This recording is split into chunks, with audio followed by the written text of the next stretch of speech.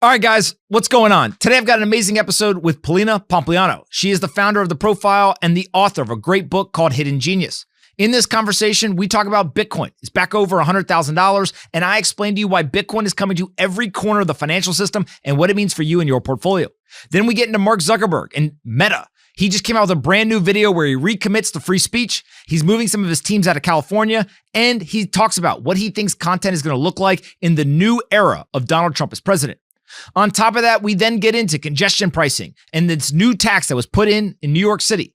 Why you need to pay attention is because this tax is coming to a city near you, and it's ultimately another insane move by the government to take money out of your pocket. And then last but not least, we finish up with Justin Trudeau and what's going on in Canada, why weak leadership ends up leading to bad situations. And then we even talk about the media and how the media is evolving over time and where we think that's going as well. This conversation's packed with tons of insights and a few hot takes that you may or may not agree with. So we'd love to hear what you agree with and what you don't. Leave a comment or let us know on Twitter. Here's my latest conversation with Polina Pompliano. All right, Polina, what's the first topic? All right. Bitcoin is over $100,000. MicroStrategy is buying more. And you said that you said Bitcoin is the new S&P 500. We're back. Everyone who thought Bitcoin was over, it had peaked, the bull market was over, they're wrong. And we're back, already back over $100,000. $100,000 is a very important threshold because it's a psychological thing. Below $100,000, the number is just smaller than what is over $100,000. And so I think that whenever we are over $100,000, people get excited. They realize Bitcoin is winning. Now, the most interesting part to me is, yes, I do believe that Bitcoin is the new S&P 500. The S&P 500 is benefiting from a lot of nonsense, but it's not even outperforming gold. And so anytime that you have a benchmark that can be outperformed by a commodity with no cash flows, it's probably not a good benchmark. The reason why all of the hedge funds like to pick the S&P 500 is because they think that they can beat it. But most of them don't. There's only a handful of hedge funds that actually beat the S&P 500 every year. Nobody beats Bitcoin. There's not one hedge fund that beat Bitcoin. So if you can't beat it, you got to buy it. That's my general philosophy. Now, here's what I think is the most interesting part about Bitcoin right now is we saw the adoption of Bitcoin. It started with individuals. Then we got the financial institutions started to come in and the public corporations. Everyone knows that whole story. Obviously, the ETF's the greatest product launch in Wall Street history. Michael Saylor, MicroStrategy, many of the copycats, they're all buying Bitcoin as well. But most people are not yet talking about this idea of taking Bitcoin and it infiltrating into the corners of traditional finance. What I mean by that is the Newmark CEO came out. He said, look, we're going to offer a brand new type of mortgage on real estate that allows you to, rather than cash out in dollars, what we are going to do is we are going to give you the money, you pay off your old loan, you now have our new loan. Any additional money can be either used to improve the property or to buy Bitcoin. And that Bitcoin becomes part of the collateral package. Now, all of a sudden, you have real estate and Bitcoin coming together. A second example, you have Grant Cardone. He recently launched a Bitcoin real estate fund. He said, I want to buy a piece of real estate. You guys are going to give me money. I think it's like $87 million. I'm going to buy the real estate, which is like $75 million. The rest I'm going to put in Bitcoin. And then the cash flow that comes off of this property, I'm going to buy more Bitcoin inside of the fund. Rather than pay out as a dividend, I'm going to get you more and more Bitcoin exposure. Interesting. Then we can go and we can look at something like Michael Saylor's brand new perpetual preferred equity. What that means is basically it's a new type, or it's an old type, but it's new for MicroStrategy, way to get different type of investors to invest in these companies. So insurance companies, for example, really like these ideas because it's a perpetual offering that has yield, etc. Next, we can then go to BlackRock. BlackRock took their fixed income fund, I think they call it the Strategic Income Opportunities Fund or something, which is just traditional fixed income. And they got approval and then bought Bitcoin inside of that fund. So you take fixed income, you take Bitcoin, you put those two together. Now, I think the Bitcoin allocation is small. It's like single digit percentage. But if you're competing with all of the other fixed income funds and you got a little bit of Bitcoin, you're likely to outperform. So now you have the best performing fixed income fund. Next, you have Meanwhile, a company that is a private startup. They're doing Bitcoin life insurance. So the policy and the payout is denominated in Bitcoin. Now, why do I go through all those examples? It's because what we are seeing is that only a certain percentage of people are going to buy more than 1 to 5% of their portfolio in Bitcoin. Most people are just going to buy between 1 to 5%. They're going to say, hey, I got some Bitcoin. It sits over there. I don't do anything with it. I just hold it. 1 to 5%. But if Bitcoin wants to continue to get more and more capital inflows, sure, there's large pools of capital that just buy direct. But I think the next big leg of capital to come into Bitcoin is actually through these other types of products. So a lot of people have more than 5% in real estate. A lot of people have more than 5% in fixed income. A lot of people have more than 5% in their life insurance policy.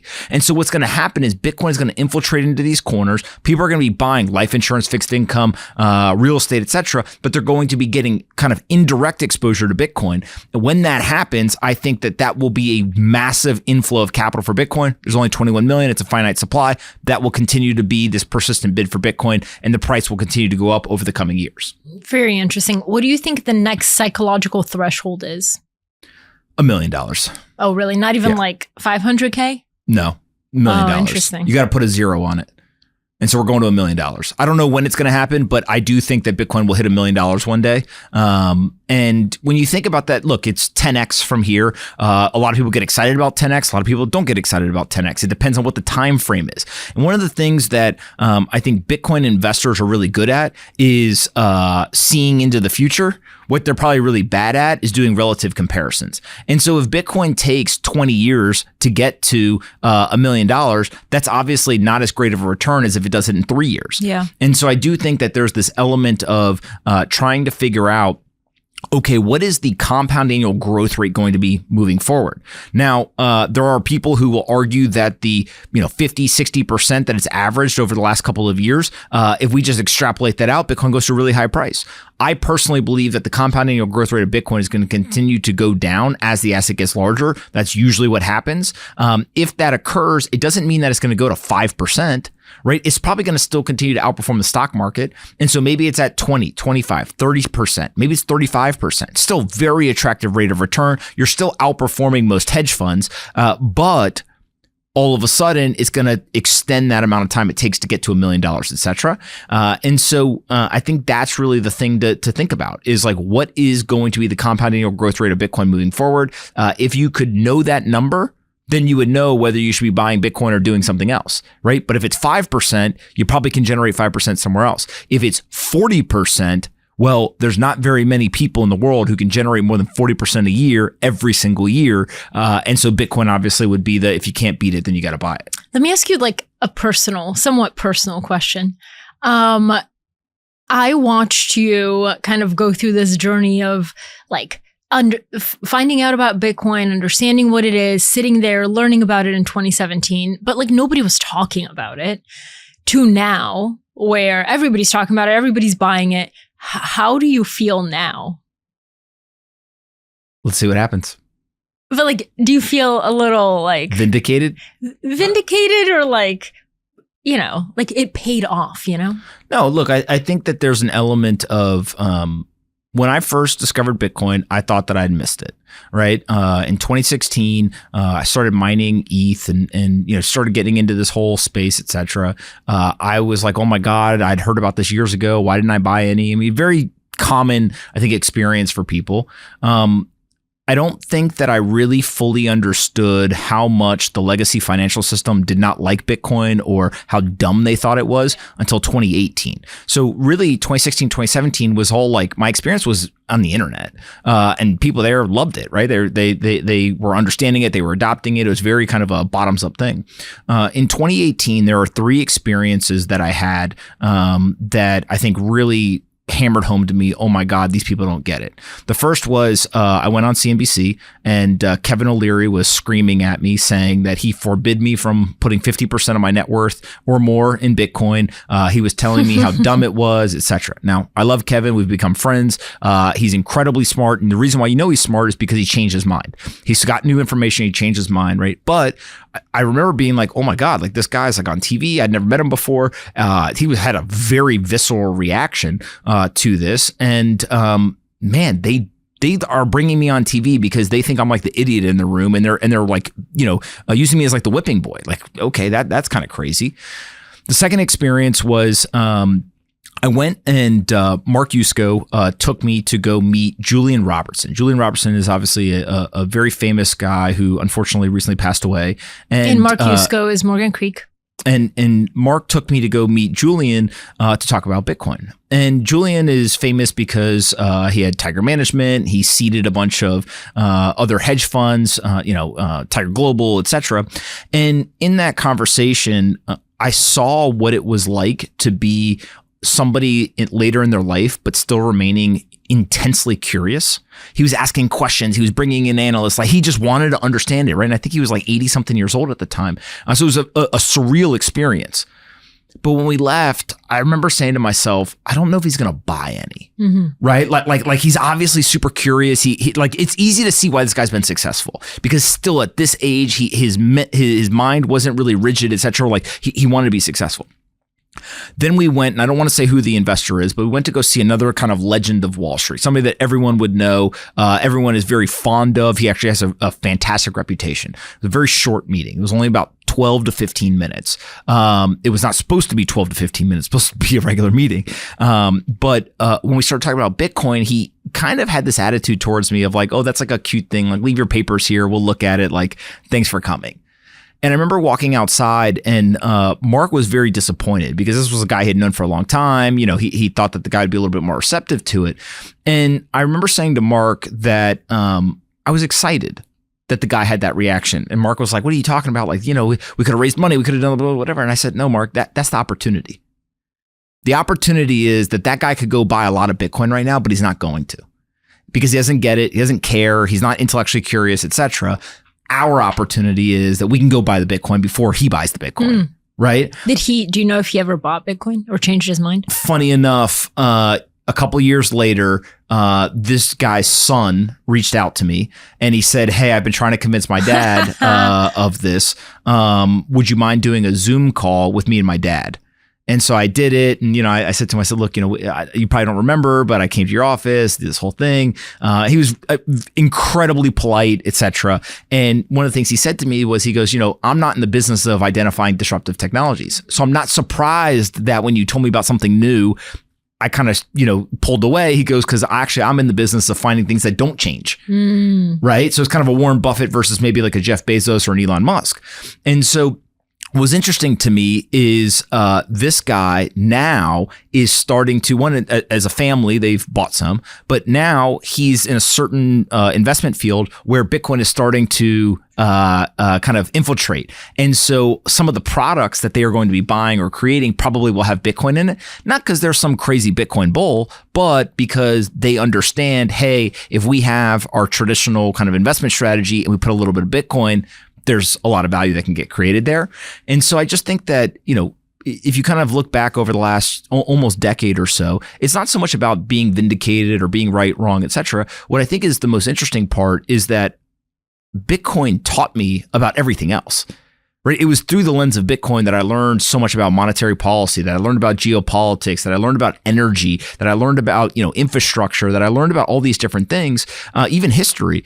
And now what is cool to see is that there are people who are coming into the market who bring a different level of validation and bring a different level of knowledge. And so Bitcoin is this thing that if you're interested in it, I think you can remain intellectually curious. You can continue to learn more and more. And it's like, the perpetual preferred equity offering. I had no clue what that was. I hear it. I got to go research it. I got to go do it. Whatever. Right. And all of a sudden you're like, okay, cool. I get it. Like, I understand why it is. You can look in history and see all the people who've done this. You can go and you can check out, who currently has these out there, whatever. And I think that's the beauty of Bitcoin. And so, I think one of the things Bitcoin will do is teach you to be intellectually humble and say, hey, look, it's not about being right or wrong. It's about trying to constantly understand something that is ever changing. And if you can do that and kind of sit in the student seat more than the teacher seat, then it's this incredible experience that I'm glad that I had. Very cool. Bitcoin is your second best investment. I'm the first, in case somebody didn't get that. If you have to explain the joke, it's probably not a good joke. All right, let's move on. So Mark Zuckerberg, the founder and CEO of META, formerly known as Facebook, he posted a video on Instagram and the caption is, "It's time to get back to our roots around free expression. We're replacing fact checkers with community notes, simplifying our policies, and focusing on reducing mistakes. Looking forward to this next chapter." Is he just taking a page out of Elon Musk's playbook? Well, look, there's been two factions in American culture over the last, I don't know, maybe 10 years or so. And part of the faction that I'm going to put as the left, the woke faction, whatever descriptor you want to use, right? I think it's very clear. Like, there are people who were not for free speech. There are people who were for free speech. The people who were not for free speech, I don't think they woke up one day and they're like, I'm not for free speech. Yeah. What happened is it was death by 1,000 cuts. And Zuck mentions it in the video, but I actually think that these were well-intentioned people who were pursuing inclusiveness. Yeah. And so inclusiveness means that you can't offend anyone. Well. And so by being inclusive, what that really that terminology morphed to was, we are held hostage by the most extreme people because they will stand on the outside of our inclusive circle and yell and scream and say, you're not including me. And so if you just constantly keep doing that over and over again, then eventually you're like, oh, we include everyone. And you're like, oh my God, there's like a wolf in the hen house. Right? No, it's like there's nothing we can say now. And so simple things like, we probably should not be encouraging people who are doing really nasty, illegal things with children. It's simple, right? We also should be looking at things like, what is the power of the internet? The power of the internet is that it allows anyone to speak to anyone else. It allows anyone to transact with anyone else. Mm-hmm. It allows anyone to actually conduct commerce, to send data, etc., with anybody else. That's the beauty of the internet. What these platforms started to do was they got put in a position, mostly through political pressure, some of it through societal pressure, to become the gatekeeper, to become the referee. And so when you become the referee, you can't be right. And so I think that if you go and you look at a lot of CEO speeches, or interviews, this is a great example. CEOs have a point of view. If you go talk to a CEO in private, whether it's Zuck or anybody else, they have a personal opinion on things. And usually they tend to be pro-business. They tend to be, pro-economy. They're capitalists. They believe in democracy, all these things. It is very rare to find a communist CEO, right? It is very rare to find somebody who is just off their rocker in terms of the social issues that is a CEO.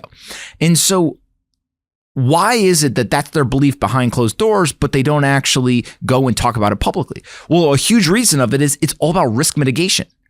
And so what they do is they say, okay, this is my belief. And somebody on their team says, well, we can't say this, that'll offend this group. Oh, can't say that because that'll offend this group. Oh, you can't say that because somebody on the internet will twist the words into the.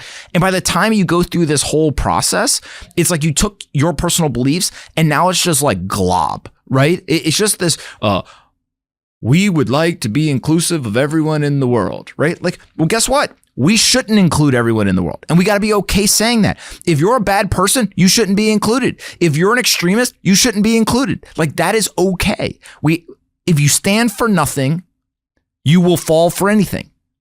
And that's basically what happened with that faction of people, is they said, we are accepting of all views.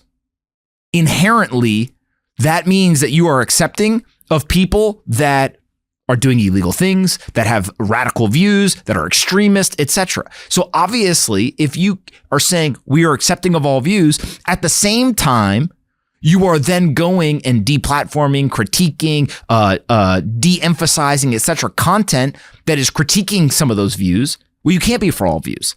And so again, it just becomes that faction became held hostage by the extremist. And so what happened here, I think, is a couple of things. The first is the country rejected that view. The country said, we've had enough of this. And I think that what's really interesting is this idea of the A/B test in politics, where you had Trump, then you had Biden, and it's very clear that the country said, hey, we want this perspective rather than this other perspective, right? And you saw it, like, I've never met Kamala Harris, but when I heard that she didn't go on Joe Rogan on the podcast, the largest media outlet in the world, because people on her team said, if you go on if you go talk to him, you're going to offend some people. I thought it was that she wanted him to come to her and he was like, no, it came out later that the team advised her that if she went on, she was going to offend some group, whatever. Who knows if that's even true, but that's the story that came out.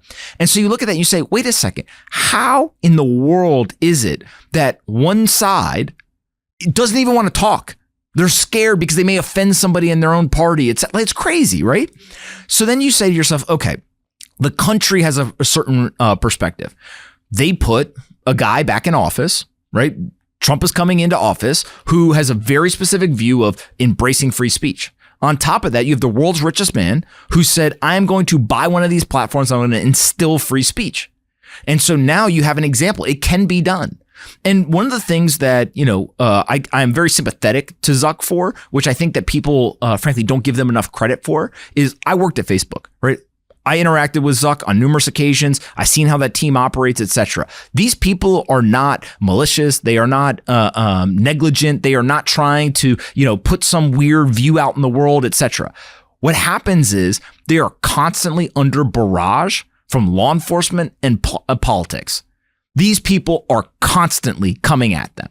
And so what do? Right? It takes immense risk to stand up against that stuff. Well, and because if you look at it, Zuckerberg, he's newly kind of in the spotlight. He was never really out there. He would, make statements via Facebook post or letter. He was never like actively sharing his view. Well, I think that a huge piece of it, and this is my personal opinion, I never heard him or anybody else at that company say it, but I do think that he became very media shy once the situation with Kara Swisher happened on stage. I was thinking the same thing. If you guys haven't seen this, I mean, it's very hard to find the video. I don't know why, but he was on stage at Recode and with Kara Swisher getting interviewed.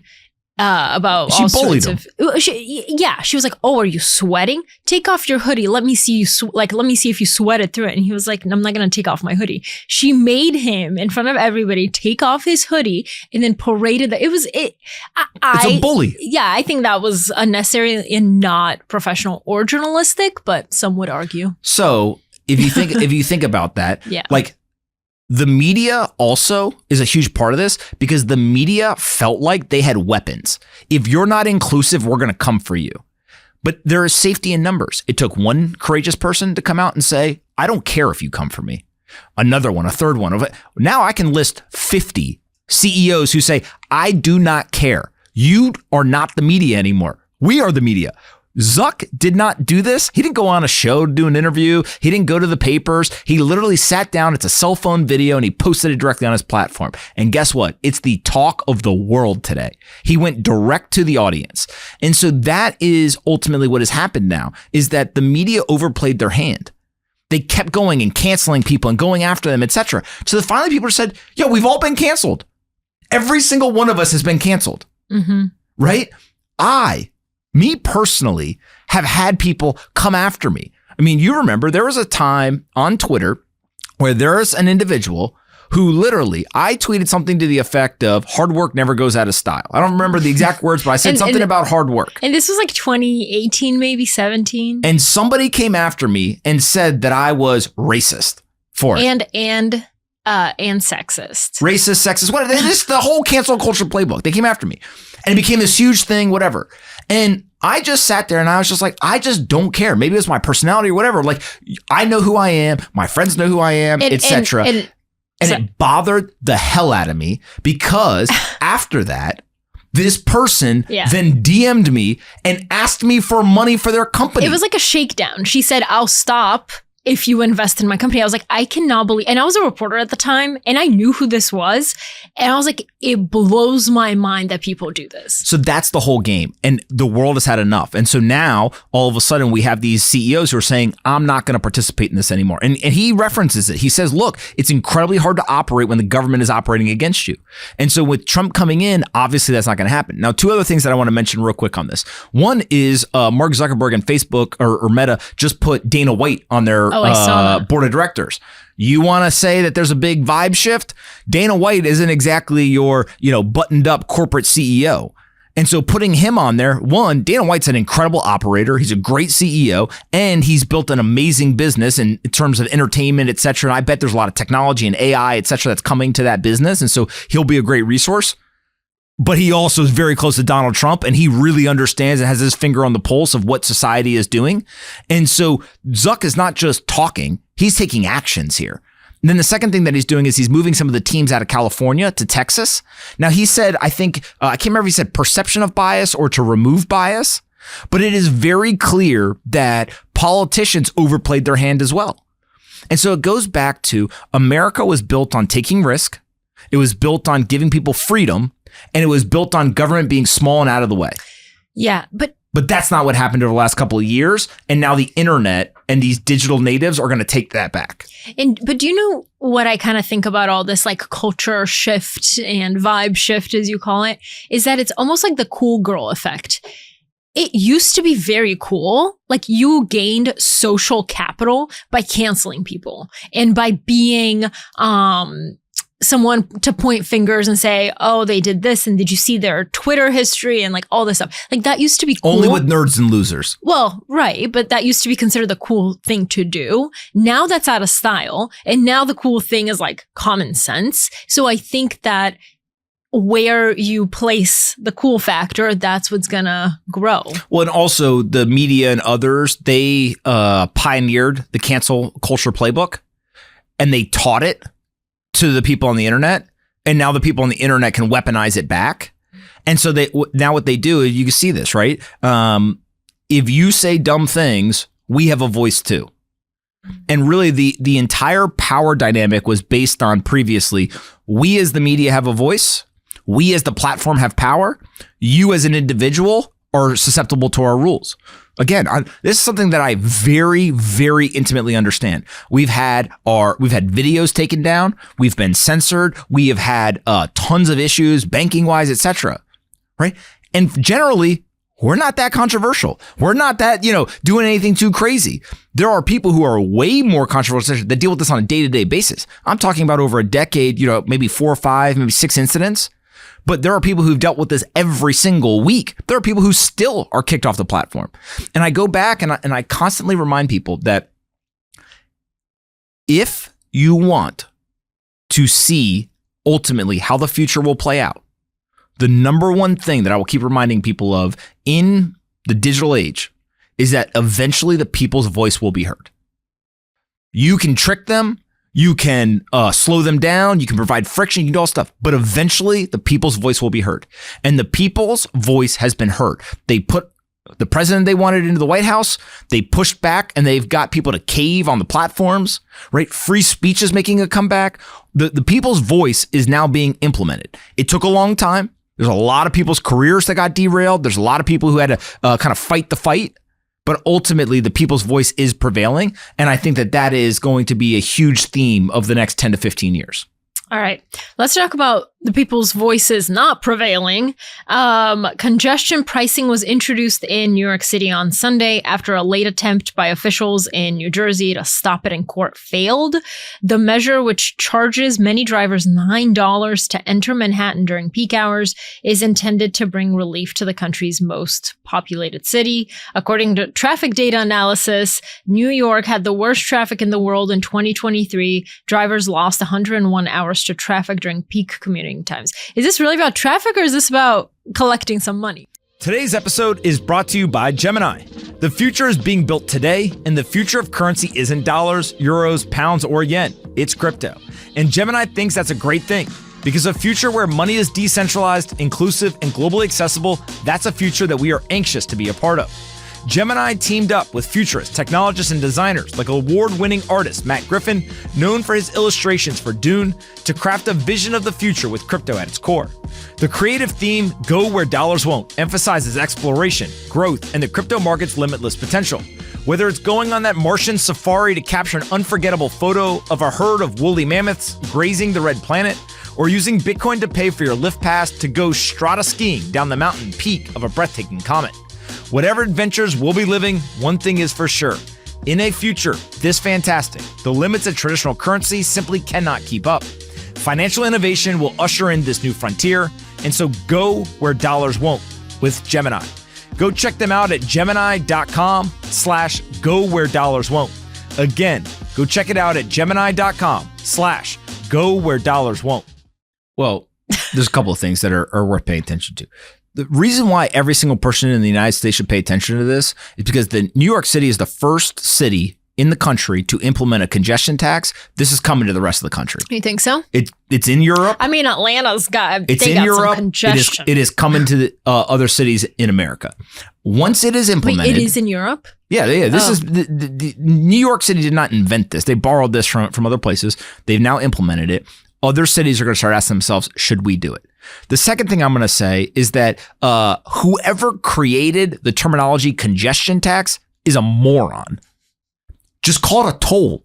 Yeah. Right? People are used to paying tolls. The second you put tax in the name, of course people are going to freak out. Stop taxing me. Stop taxing me, right? No tax without representation. It's literally built into the DNA of this country. But tolls is really what this is, because it's not just during peak hours. You have to pay whether it's at midnight, you have to pay on weekends, you have to pay during the week. They just implemented a toll. Okay. And it's also not just to enter the city. It's if you want to go uptown.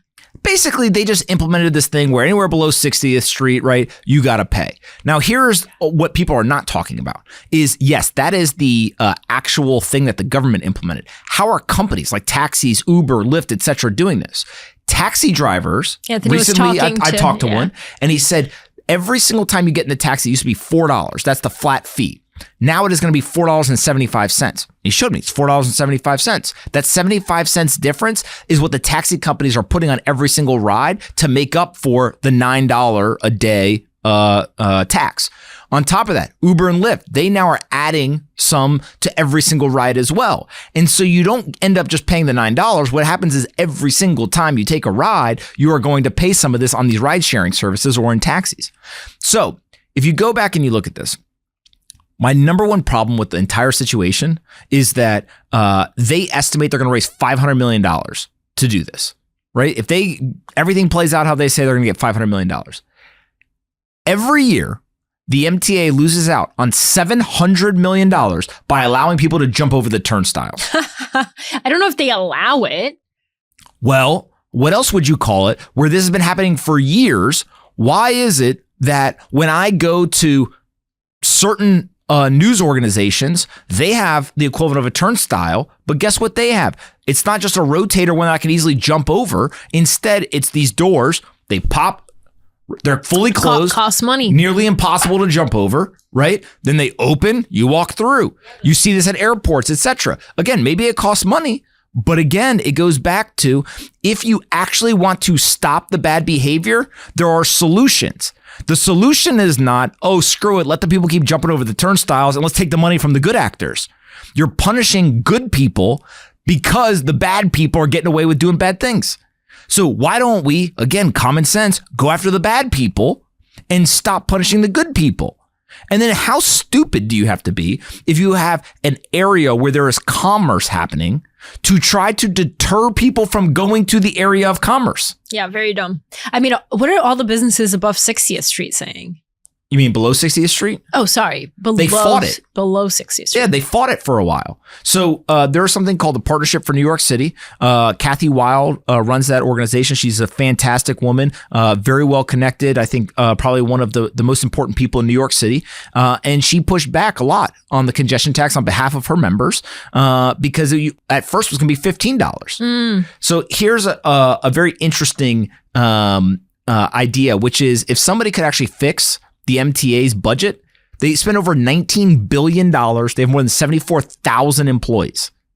If you can't find $500 million of savings in a $19 billion budget, we need new people running the MTA, right? And so ultimately this congestion tax is not a thing about New York City. New Yorkers will figure it out, right? People in the tri-state area will figure it out. But this is something that now is going to come to the rest of the country. And it's because ultimately these cities, this infrastructure, they're broke. They are bankrupt. They cannot operate. And so either we put people in positions that can actually operate these things and make them sustainable, or we are going to have the state and federal governments have to keep funding this stuff. And so what does that do? It puts immense pressure on the national debt. It devalues the currency and ultimately, again, hurts the people because the ones who are holding cash end up being the ones who have their currency devalued away. And so it goes from, if you want to solve this problem in the United States, you got to have the politicians in Washington stop spending like idiots.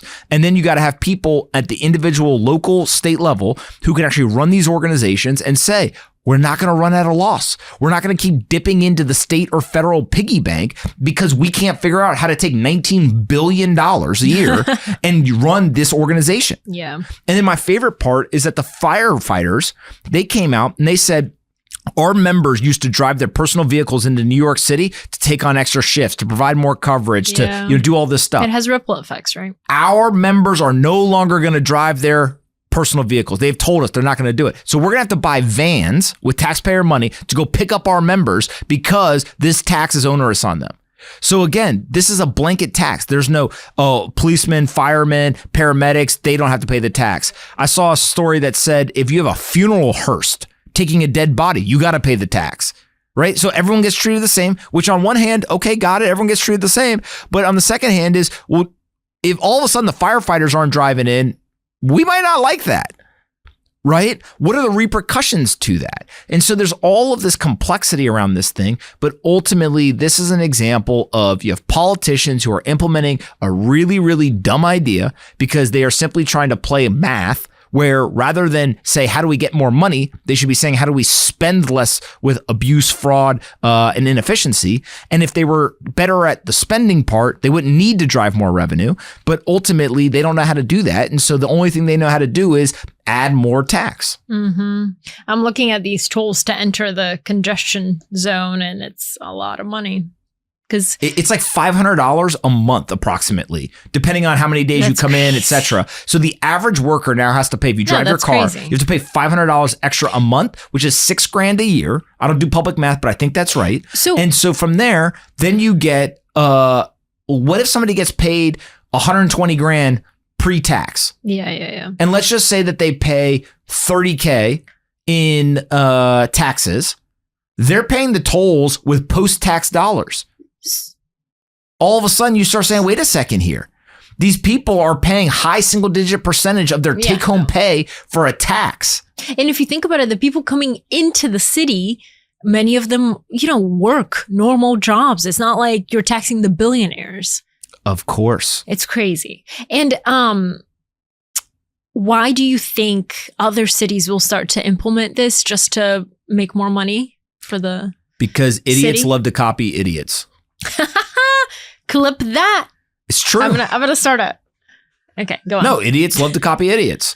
And so if you're an idiot and you belong to the idiot club and you see somebody else in the club doing something stupid, you can't help yourself. Like, oh my God, great idea.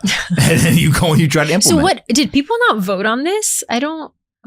There is an entire faction of people who, just cracks me up. They believe that there will be less pollution because of this tax. Oh boy. And here's the crazy part is the only country in the world that matters for the environment is China.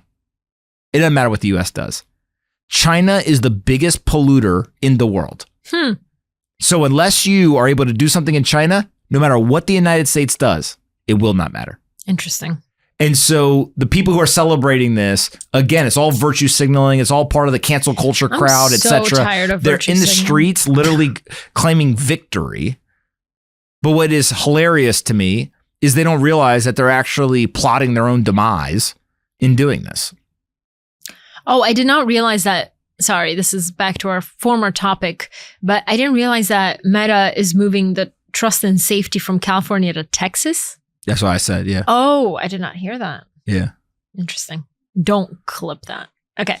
All right. Let's talk about Justin Trudeau. He has announced his resignation as leader of Canada's governing party after nearly a decade. God, he's been there forever as prime minister. Trudeau said that he will stay on as prime minister until a new Liberal Party leader is chosen. He said this country deserves a real choice in the next election. Today's episode is brought to you by Ledger. They're celebrating 10 years as the most trusted name in crypto security. With over 7 million users and 20% of the world's digital assets secured, Ledger continues to lead the way in protecting your crypto and digital ownership. Their latest devices, Ledger Stax and Ledger Flex, feature the world's first secure touchscreens, making managing your assets easier and safer than ever. Plus, the new Ledger Security Key app offers a secure alternative to traditional passwords, enhancing your digital security. Go to ledgerpomp.com to take control of your digital future. That's ledgerpomp.com. LEDGER Pomp.com. Congratulations to my Canadian brothers and sisters. Congratulations. The people's voice will eventually be heard. They hate this guy. His approval rating is below 30%. He can't help it. And I actually feel bad for Justin Trudeau. Why? Because he's probably got an incredibly low amount of testosterone. Stop. And when he's got a low amount of testosterone, Stop. he's susceptible to being convinced to do all kinds of dumb things. Like the trucker protest, that guy should have been out of there on that alone. Is you basically have people expressing their free speech, and then you threaten to take their children away. People forget how nasty they got towards that trucker protest, right? The government threatened to take people's children away because they were saying what you are implementing is not correct. The people ended up being right. The truckers ended up being right. But the government tried to use all of their power and might to crush those individuals. Yeah.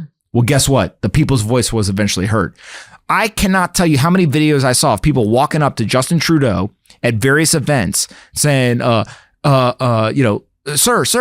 go up. And he thinks that they're there to take a picture or to shake his hand or whatever. They'd be like, let's take a picture. And they'd be on a video.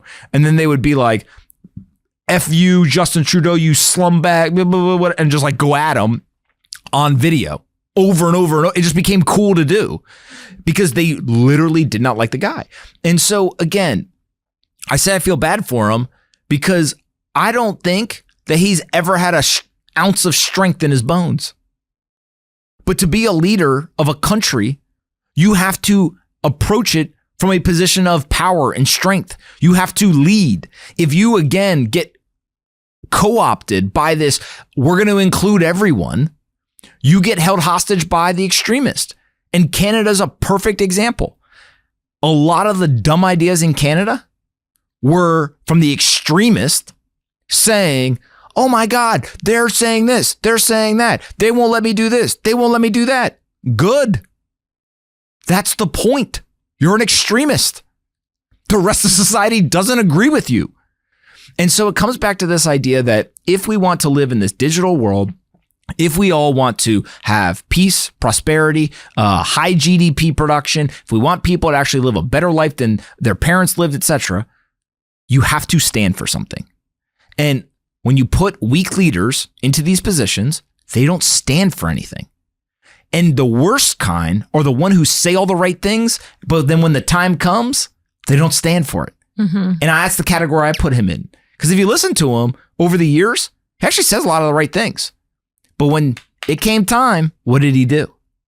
Right? And so if you go back and you look at times in history where people were better off, it's always with strong leadership. And strong leaders know I don't need to dictate things. I can simply empower people to do what they want to do. I will give them free speech, let them talk about what they want. I will give them the ability to have freedom of commerce and transactions. Let them commerce how they would like. That is ultimately what the leadership ends up being. And so Justin Trudeau is the antithetical leader to that. And that's why he's no longer there. Isn't it kind of cool to circle back to our Bitcoin conversation about how things being distributed is a good thing, even in things like leadership and government? Things like META, I mean, they're instituting community notes. No longer is Zuck going to be the, this is good speech, this is bad speech. Now there's going to be community notes. Let the people, flag it. The fact checkers are one of the stains on American society over the last 10 years. What fact checkers? The people who sit in these fact checker seats, because they're all full of shit, right? They would literally sit there and you saw it, right? Here's a great example. Do you remember the presidential debate? On numerous occasions, they tried to fact check Trump. And then it came out, there was one, I think about violent crime, right? And they said, oh, that's not true, blah, blah, blah, whatever, fact checked them. And then literally 3 days later, the FBI went and they updated their numbers and he was right. Right. And I'm sure it happens on the other side. It's not just a right thing or a left thing. It happens on all sides of the political spectrum. Go back to the lab leak theory. Remember when we weren't allowed to talk about that? Remember when they were deplatforming people from that? The U.S. government now says that's the most likely cause of it.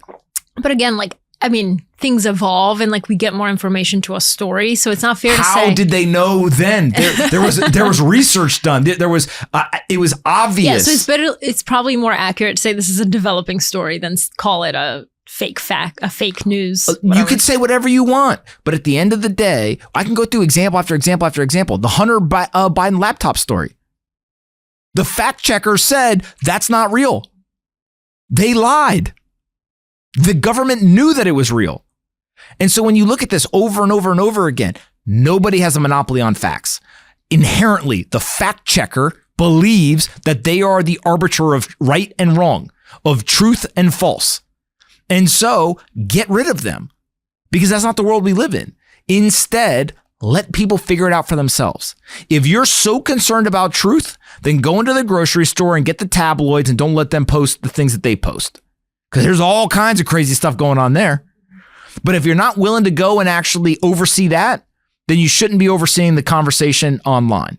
And so the fact checkers are just absolute stain on American society. Wait, go ahead.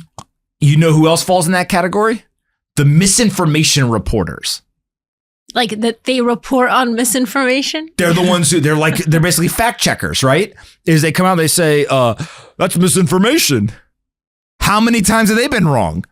The misinformation people, the irony is the misinformation reporters are full of misinformation. Do you remember that New York Times story that came out what was that app that everybody was using to talk during the pandemic, like to chat audio? Clubhouse. And the New York Times had that story about like they are allowing unfettered conversations. Like people are just talking.